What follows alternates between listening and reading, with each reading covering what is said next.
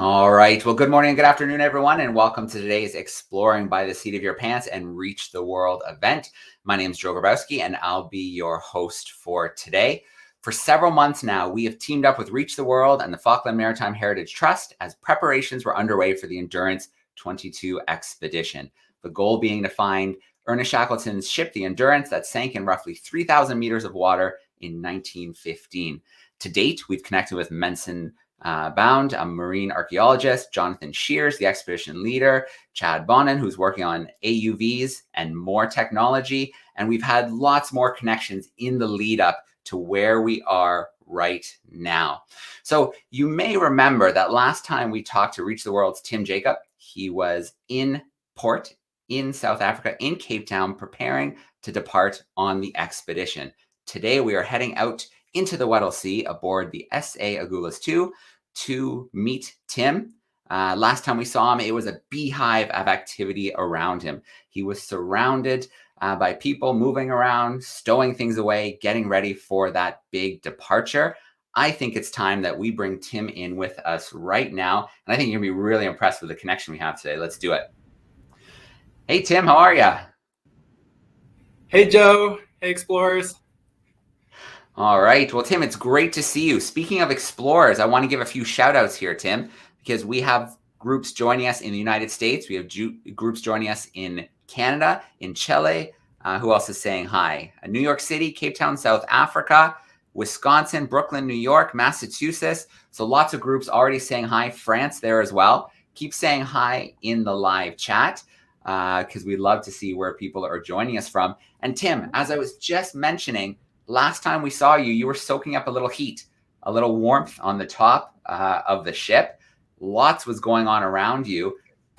Let's get caught up. What have you been up to since we talked to you last?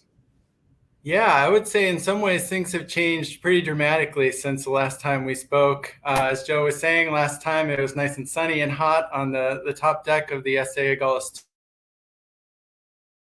II. It's been about 9, 10, maybe 8, 9, 10 days since then. We've made this massive journey of about 3,000 miles across the southern Atlantic. And today we are sitting in the Weddell Sea at about 68 degrees south latitude, which is very, very far south, really nicely in the Weddell Sea now. And the ship is still a hive of activity. In fact, we just finished some testing of the AUVs. We stopped just short of where the ice got really thick and did some testing of the AUVs, made sure their buoyancy was correct before we really pushed forward into the ice, which we're actually in the process of doing right now, and making our way to the Endurance sink site. So lots of activity on the ship. Members of the expedition are up at all hours of the day working on their different specialties. And there's just an excitement on the ship because we're getting very, very close to the sink site and the search area for the ship. Weather-wise, it has changed dramatically. My hair is a mess because I was outside looking at icebergs just to this. And it is freezing. I'm wearing 2 pairs of gloves when I go outside and a face covering and all of my warmest clothes. So it's gotten quite a bit colder. There's been a little bit of snow. And if I can, I want to show you just out the window real quick what we're looking at today as we sort of slow down and get into this transitional zone between the open ocean and the really solid pack ice of the Weddell Sea. If you can see all right, you can see that there's lots of different chunks of ice and a little bit of snow maybe on the top, sitting on top of the ocean. The swells have gone down a lot. It's pretty calm wave-wise, but we are just really on the brink of getting into the part of the Weddell Sea where it is completely covered in ice, and that's where our icebreaker, handy icebreaker, the Agulhas II, is really going to come in handy. All right. Well, Tim, I have more shout outs to make here because there's a lot of people saying hi in the chat right now. I've got shout outs from Indiana, from Baltimore, Maryland, Sudbury, Ontario, New Jersey, Arkansas, Montreal. So again, in Quebec, Dallas, Texas, lots of groups hanging out with us today. And there are two burning questions I remember from our last connection. One, I think someone asked you if you were going to be seasick. How's that going so far? Oh man, you had to start there. Yes, we had some big swells as we were crossing the South Atlantic. I think we got. We'll actually ask my new friend Marc for the actual number when we get to him later. But I think we were somewhere around 6 meter high wave swells. Wow. Which on a boat that's built for ice, not necessarily for stability in the high seas, it meant a lot of rocking back and forth. So I was super seasick for 2 days, and I'm happy to report that I'm much better now. All right, that's awesome. It was only a matter of time before you got your sea legs. And the second question I have, the other day on social media, I saw a picture of your SEAL friend typing away on the computer, working hard. I'm wondering, have we reached the point where the SEAL has a name, or is that still to come? I think that the voting cutoff was yesterday. So I'm watching my email, waiting for the final results. But in the meantime, this morning, I was up on the bow of the Agulhas II, recreating that scene from the Titanic with the SEAL. Wow. So lots of pictures from the SEAL to come still, and hopefully we'll have a name soon. All right, perfect. Well, we've got 2 more events this week, so you never know. Maybe we'll have that big announcement later in the week. Tim, before we bring in our guests for today, maybe one more question to fire your way, and that's, you've had several days on the ship now. Has anything surprised you so far about the expedition? Well, I have to say I was really underestimating the journey from Cape Town to where we are now. We crossed, really, when you look at it on a map, the entire southern Atlantic Ocean. It was days and days and days of just motoring at, for what is a pretty quick pace for a ship. I think we were going 17, 18 knots on average for a day. So we covered a long journey. As soon as we got sort of in the Weddell Sea area, we entered this magical zone. It was probably a day or two ago where ice. And then all of a sudden, wherever you looked, there were whales. There were humpback whales and fin whales. You could see their sprays. You could see the arching of the back and the fin of the fin whale as it sort of rose above the surface of the ocean. It was absolutely beautiful. After that kind of rough ocean crossing, to arrive in a place like that certainly made it all worth it. Wow, that sounds absolutely incredible, Tim.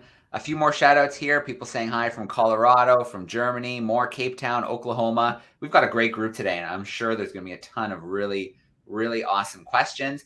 But Tim, I think maybe now it's time. Maybe you can introduce Carla and Marc for us, and we can start to get to know them a little better and their role in the expedition.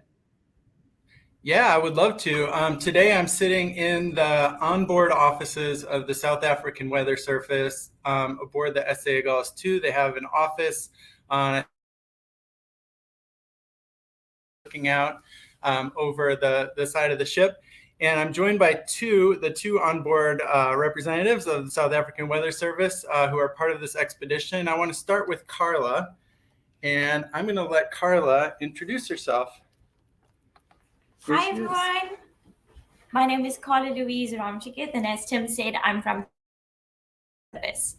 I'm here on board today with Tim and my colleague Marc, and we are here to serve everybody with meteorological weather when we can, and as best as we can, as well as doing deployments for oceanographic instruments into the ocean that helps us get more data and release weather balloons, which we'll talk more about a bit later. Yeah, I thought maybe we could start by talking about Carla and Marc have been, throughout this entire journey, have been dropping weather buoys in the ocean at different lines of latitude as we cross them.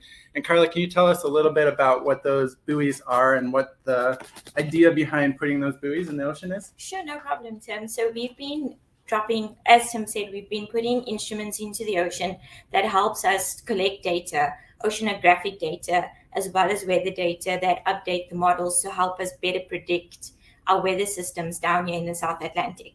So we've been dropping in Argo floats, as well as spotters, which do wind and waves, and as well as SVB drifters. So the Argo floats that we've been doing with the school, the names with some of you that might be tuned in knows about this. They are profiling Argo floats, which measure different salinity, temperature, pressure, and conductivity ocean, and they drift along the ocean and they move up and down and do a profile within the ocean. The wave spotters look like yellow round balls. They do winds and waves, and they have solar panels, and they can drift periods of time on the ocean, and as well as the FV drifters, which does wind, temperature, and currents as well. All right, so throughout the journey, whether it was middle of noon, any time of day, we were deploying these buoys, and I'm going to show you a map that Marc has up. Ooh, go down a little bit. Yeah, and you can see where those buoys are across the southern Atlantic. Now, we didn't deploy all of these buoys, but you can see in real time these buoys as they travel the ocean, and you can collect or you can look at the data that they are providing to meteorologists and other agencies that use that data to monitor the health and current conditions. So that's very cool, I think. And one of the other things that Carla is doing each day, starting yesterday, is to launch weather balloons. Do you want to tell us a little bit about weather balloons? Yeah, so weather balloons are big balloons that we fill up with helium.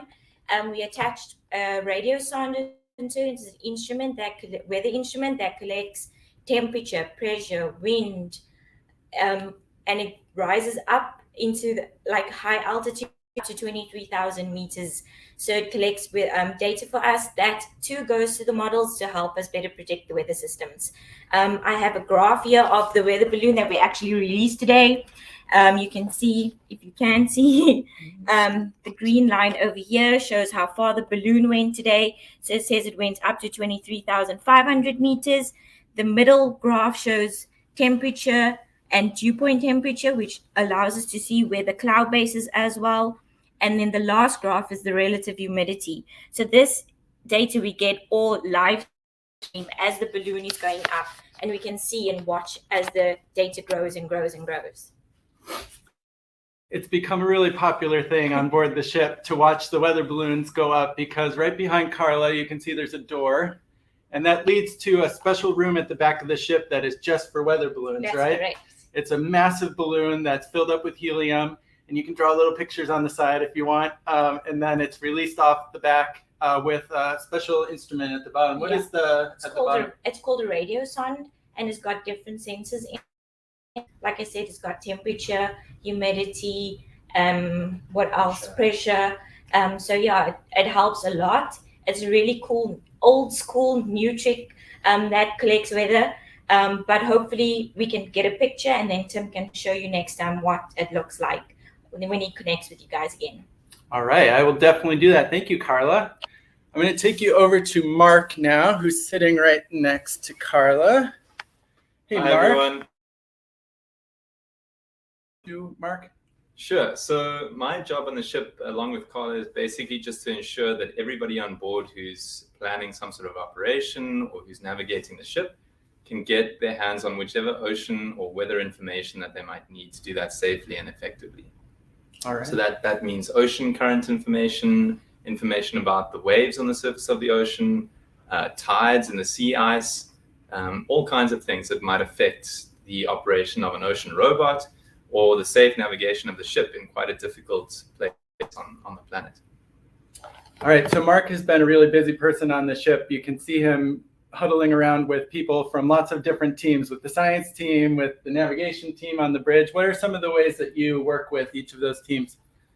Sure. So every morning, it's been quite nice.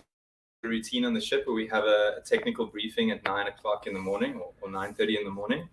So really that's the kind of the central part of my day. So for the 2 hours leading up to that, I'll come to the office and I'll pull a lot of data, which is quite tricky when you're in such a remote place because the internet speeds aren't great. But we download a whole lot of data that our team that's supporting us in the office in Cape Town has prepared for us. And once we get that data on board, we put it into some tools that we have, some software packages, of trying to string everything together and come up with a story to tell at the briefing about what to expect for the coming day and the days ahead, and what sort of hazards people might look out for, whether there's noteworthy happening on the surface of the ocean that might slow us down or make things dangerous. So that's kind of the focal point, is a daily briefing. And then, the rest of the day is just updating all of that information, updating the analysis, making sure that we're on top of exactly what's going on around us at all times, and if and how things are changing.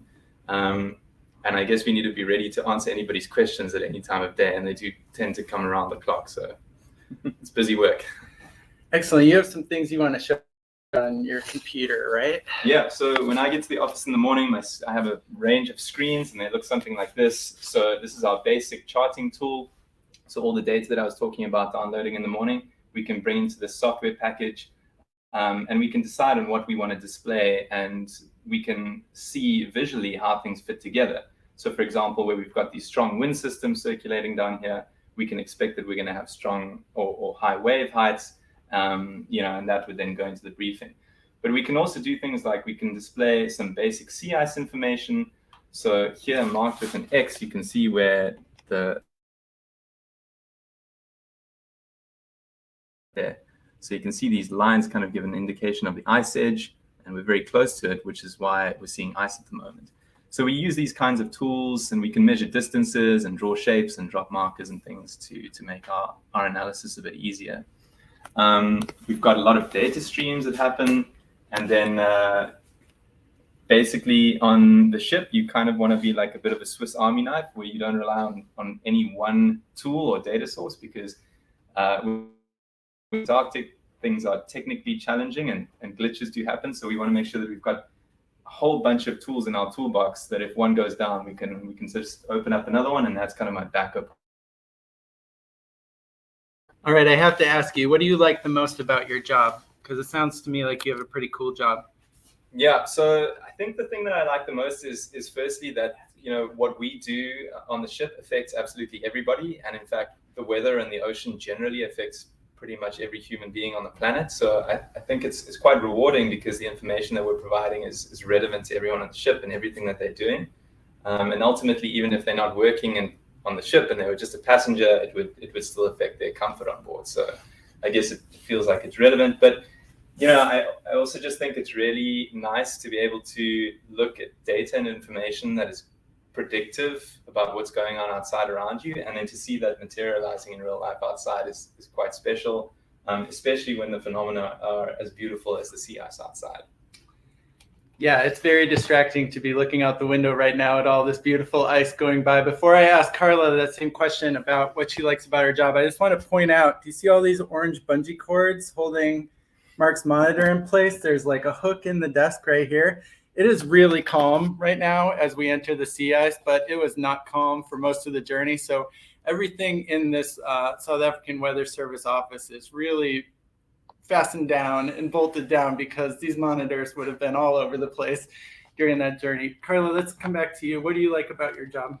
I really like deploying the instruments and actually watching the data come in, deploying with Tim, and actually seeing, you could see some of those buoys that we saw on the screen earlier could actually be some of the buoys that we actually threw out on our way up to the sea ice into the Weddell Sea. So that's really cool. The live stream, that the information of those instruments that go into the models and seeing actually how they actually help.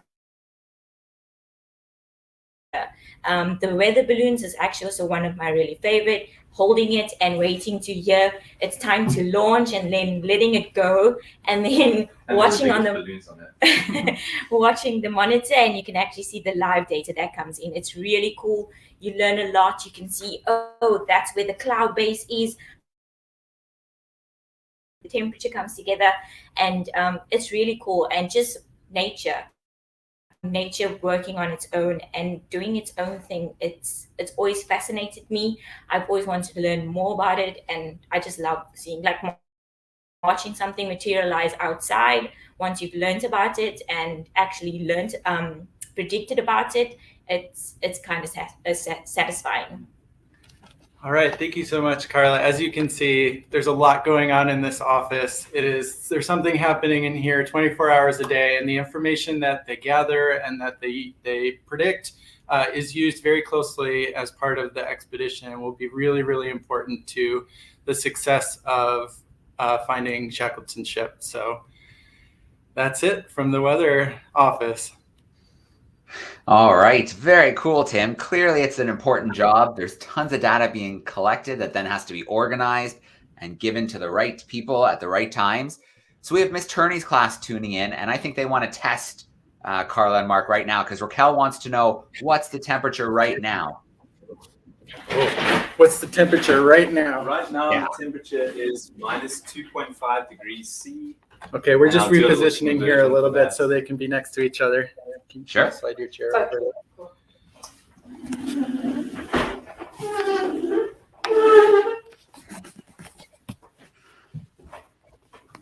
All right. There we go. So the temperature right now is minus 2.5 degrees Celsius, which is 27.5 Fahrenheit. All right. Well, I think you've passed Raquel's test. Good job. And Raquel, thanks for that great question. Now we are going to jump into some Q&A. If you are joining us live via the YouTube chat, please turn on that tab, send in your questions there. I see some good ones coming in already. We also have a group of camera classrooms with us. We're going to start bringing them live into the event now as well. So let's start with a camera class here now that we had one question from YouTube. Let's take a trip to New Jersey. We've got some 5th graders hanging out with us with Miss Paws. Let me bring them in with us now. There they are, waving like crazy. Hey, New Jersey.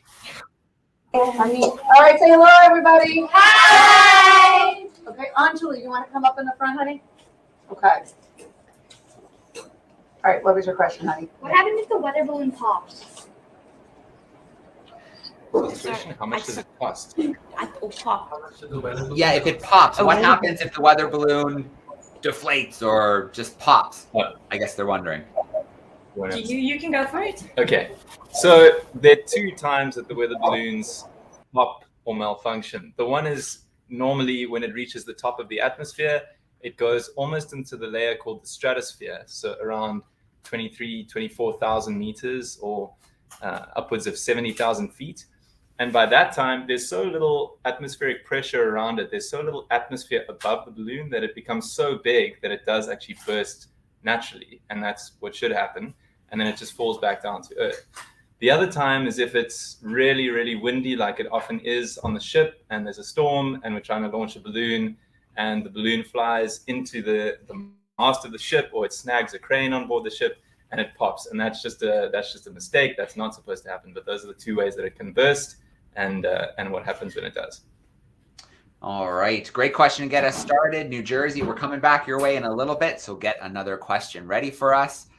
Let's grab another fun weather question here. Oh, here we go. This class is wondering, are you encouraged so far by the weather that you're seeing for the expedition so far? Is it been encouraging, kind of forecasting into the future? Is it looking good? Take a stab at that.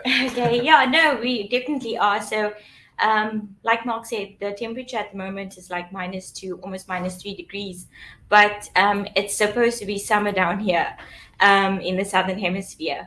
but it is quite cold. But we are quite encouraged about what we're seeing at the moment and what the models are telling us in terms of the sea ice for us to get to the wreck.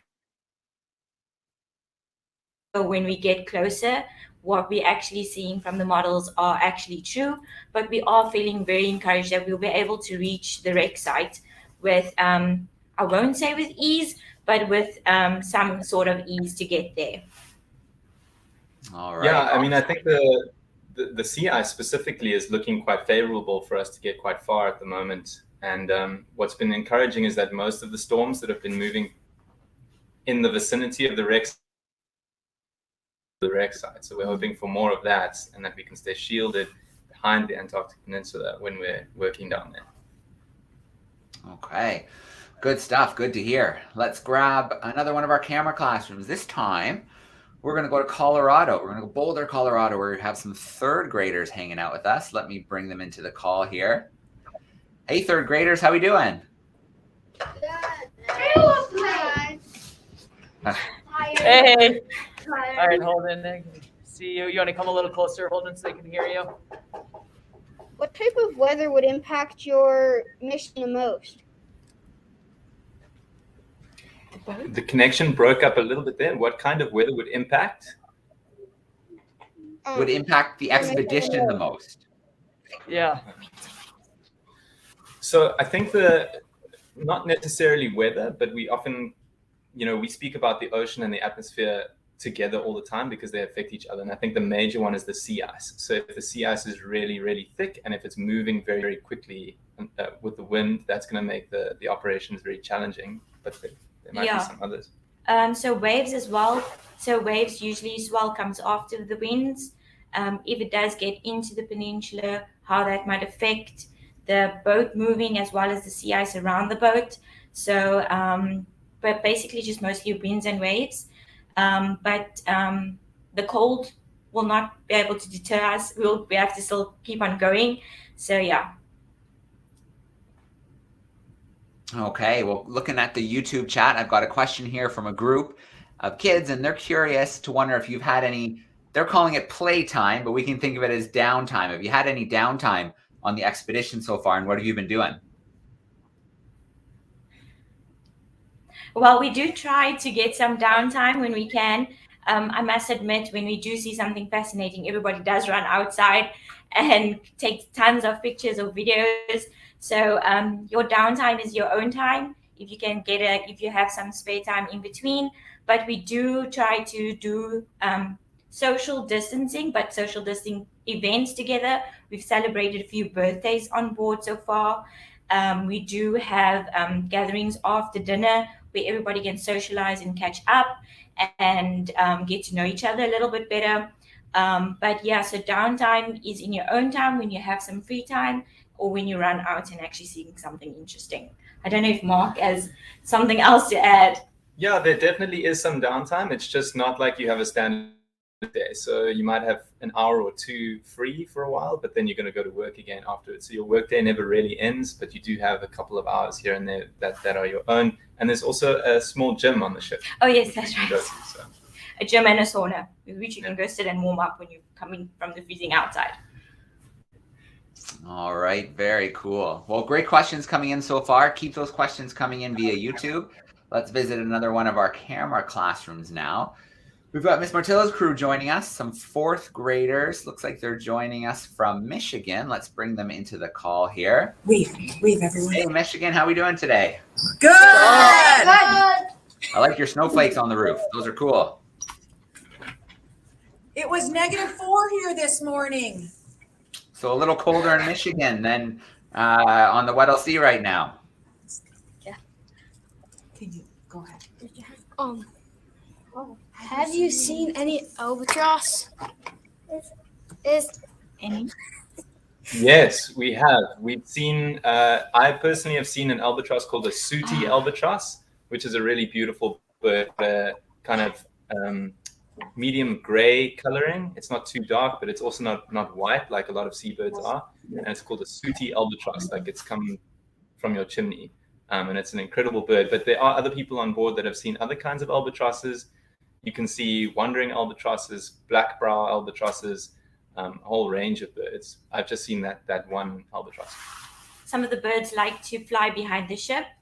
So you can always find one or two that's just riding the wind behind the ship so that there's not so much drag. So you always see something cool outside.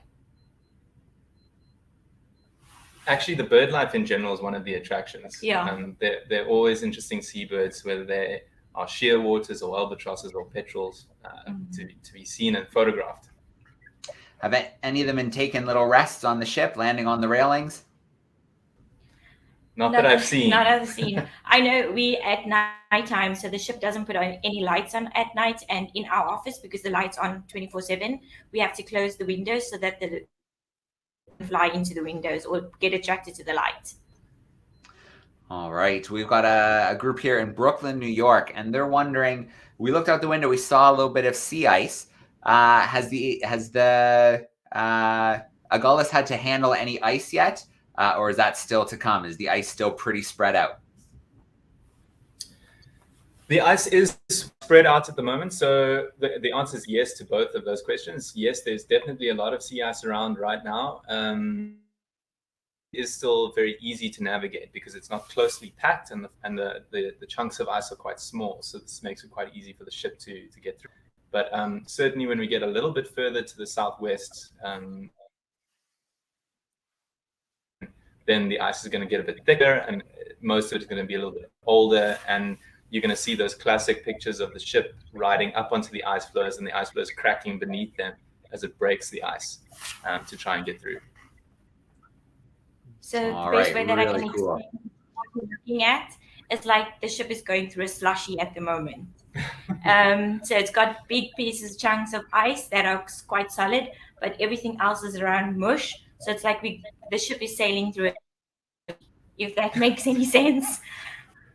Yeah, absolutely. Really cool. And hopefully we'll give Tim a little homework. Maybe he can get a little video from the front of the ship when it is kind of going up and cracking the ice. That would be really cool if we were able to catch that on video and share that with all the classrooms who are joining us.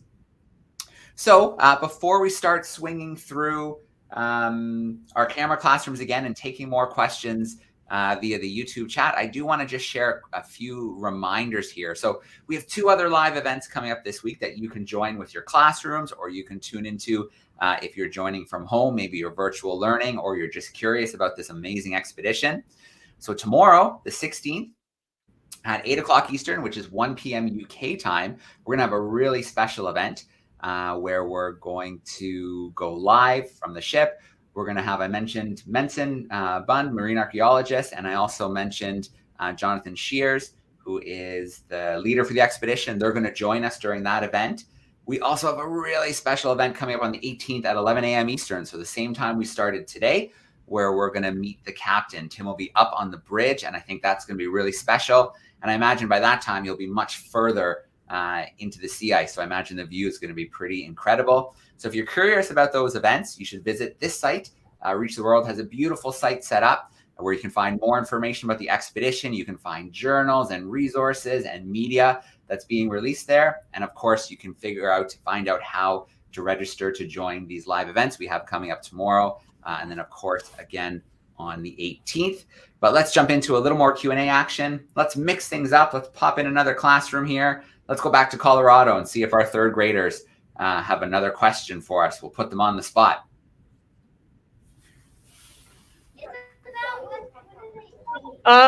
McLean, do you want to come ask it up here? She's not quite a question about weather, but that's okay. Anything's fair game. What do you eat on the ship? Oh, that's a great one. Food. Sorry, do you mind repeating that one? I don't think we caught that one. Yeah, she's nice and loud for us. What do you eat on the ship? What do we eat on the ship? We get 3 meals a day. Most of our meals are South type meals. If you want a South African cuisine, we get tea time at 3 o'clock, where all the internationals are craving about rusks, which is this hard baked bread that you dip into your tea and your coffee and you enjoy it. So a lot of the international people are craving or loving that. We have a wide range of foods. Every Saturday is steak night on the ship. Yeah, so you get a steak made to the way you like it. But I mean, it's like a hotel. We get 3 meals a day, and one of the incredible things about the ship is that even when it's rolling through 20 degrees like this in a storm, there are people in the kitchen almost around the clock preparing the next meal, dealing with hot oil and ovens and baking things. When it's storming outside, to make sure that we always have meals. So you wouldn't notice too much of a difference food-wise from living on land. Yeah. Tim might recall, but when we were in the when we had quite big swells, you're sitting at the table, your plate stays there, but your chair's moving, and so you're gonna have to move back to get back your food. Soup sometimes nearly spills over its bowl, spills out of the bowl. All right. Wow, steak night. That sounds pretty good, and definitely a little bit different than I think Shackleton and his crew would have been eating on the Endurance back in 1915. Pretty sounds like a pretty nice menu you're enjoying there, but that food really helps keep you fortified, because I've always read and heard from explorers that we've hosted before, when you're working in those colder temperatures, you need more calories. So important to get those calories in. So before we grab another question, Chris from Reach the World was just sharing in the chat. We were talking about the birds, and they're going to be releasing an article soon on the birds, like the albatross and the petrel soon. So I'll just remind you one more time, if you do want to find that article and more like it when they're released, you can find them there on the website. So explore.reachtheworld.org. Great spot to stay up to date with everything that's happening in the expedition. Let's grab another question here from the YouTube chat. So there's a lot of questions about marine life. And Tim mentioned the other day you were surrounded by whales. So the question I have here is wondering, have you been keeping count of the whales you've seen so far? And is there any kind of research or anything going on around marine life on the expedition? So Joe, interesting you asked that question, because Tim, it's been distracting here because Tim is jumping around because he's just seen his first seal sitting on an ice floe. So I can't see the seal right now, but there's one sitting on an ice floe just outside. I can tell you, the ice is getting really thick out the window right behind us here, and there was a seal just taking a nap, laid out flat on a piece of ice. It's very distracting and awesome. Yeah, that's quite common, where you find seals sitting on the ice, and you can see that they've been there and just drifting with the ice. But unfortunately on this trip, there's no research going on around mammals, but we've been trying to keep count of how many whales we've seen, but I don't think we'll be able to, because there's probably ones that we haven't noticed. So you just see the spouts of water and then everybody runs. But I think Marc has seen more whales than myself, because every time he says, I saw a whale, and I'm like, when, where? And then he's like, you didn't see it? I'm like, no. He's like, well, your loss. But there are a lot of people on the ship who are doing different jobs this time, but are quite knowledgeable about the marine life. So I've seen people making their own personal notes and taking photographs, documenting the wildlife.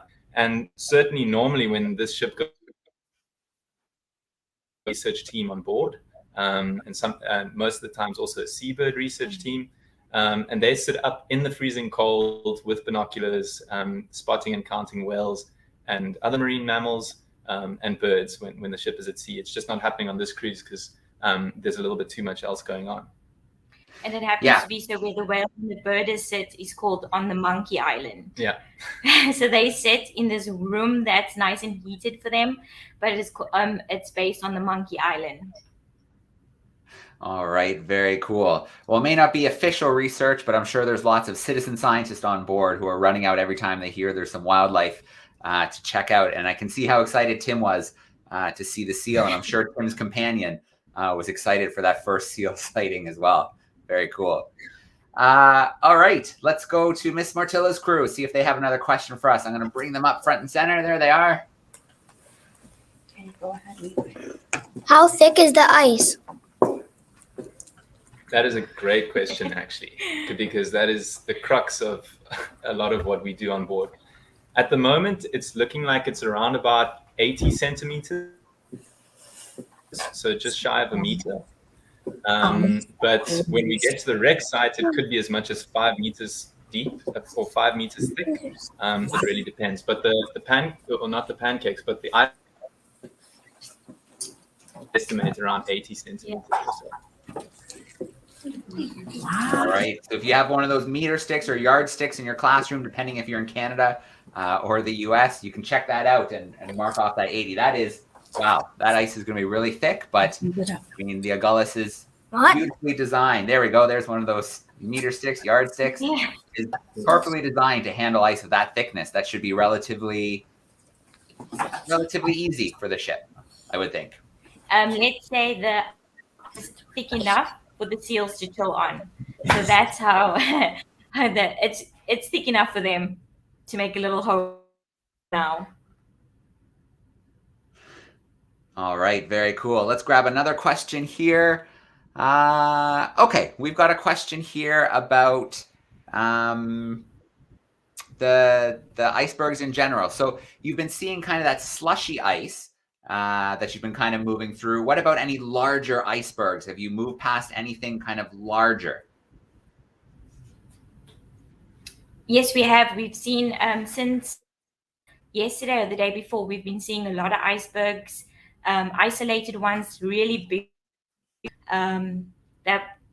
which the ship stays clear from in a great distance. But since we've moved in closer to the ice, you do see icebergs within the slushy ice, if I can explain it like that. And then bigger piece of ice floes, they look like mini icebergs as well. So they're chunks of ice that's broken off into little pieces, and then that's what we're moving through at the moment. So we've seen pretty cool shaped icebergs as well.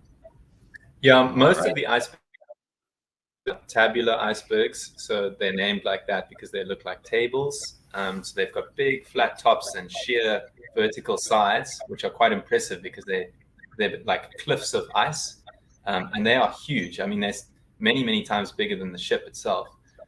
So those are great to see. And then those little bits that Carla was referring to are called bergy bits, which is quite a funny name.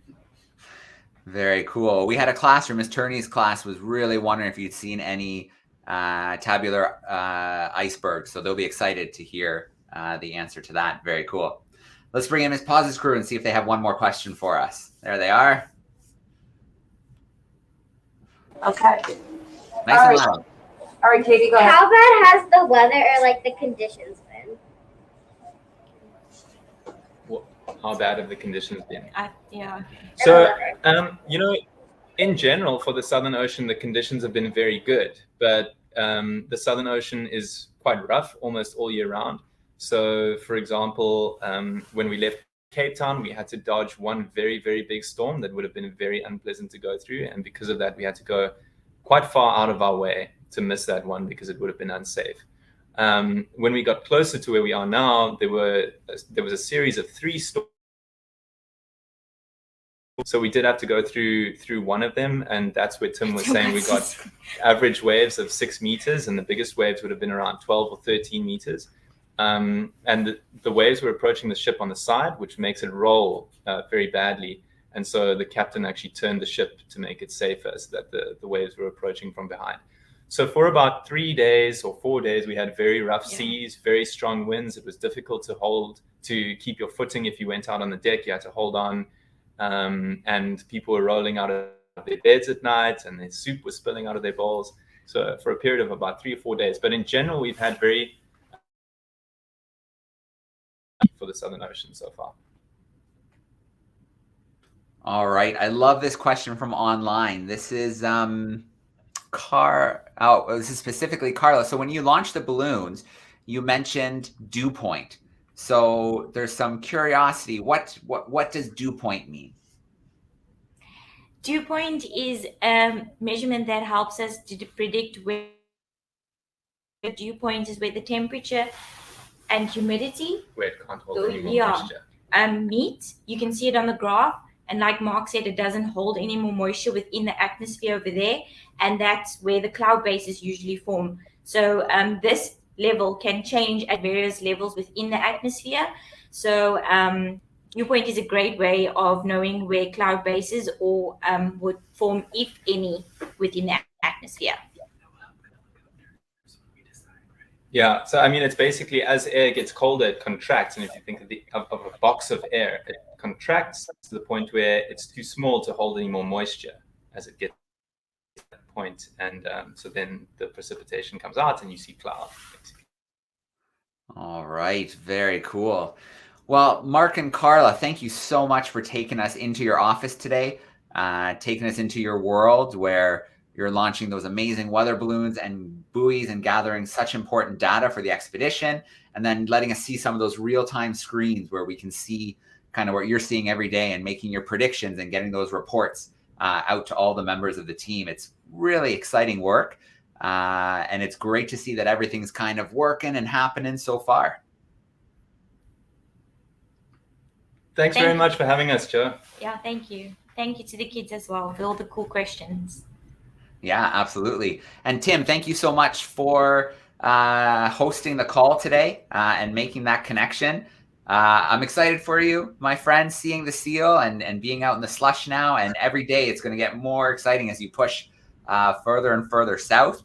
I think I should share just a couple more things before we wrap again. Just a reminder, on the 16th, so tomorrow, we have an event specifically geared to classrooms kind of in that GMT time zone, so about 1 o'clock UK time. If you're in Africa or Europe, this is a great event for you to join.